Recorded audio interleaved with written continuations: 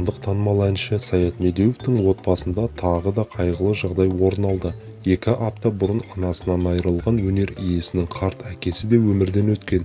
Қаралы хабарды Жетісу телеарнасының директоры Серік Әбікенұлы жеткізді. Белгілі журналист бұл туралы өзінің Facebook парақшасында хабарлады.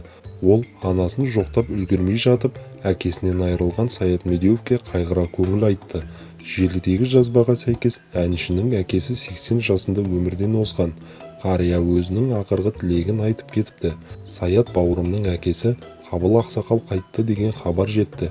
Алла алдынан жарылқасын. Қаза соңы қайырлы болсын сәке. 2 аптада ата мен ананы әкеткен жаманат енді шаңырағыңнан аулақ жүрсін. Ақсақалдың ақырғы сөзі: ел аман, сендер аман болыңдар бопты. 80 жыл ғұмыр кешкен қарттың тілегіне періштелер аумин деп ел шыр айналдырған пәлекет аулақ кетсінші.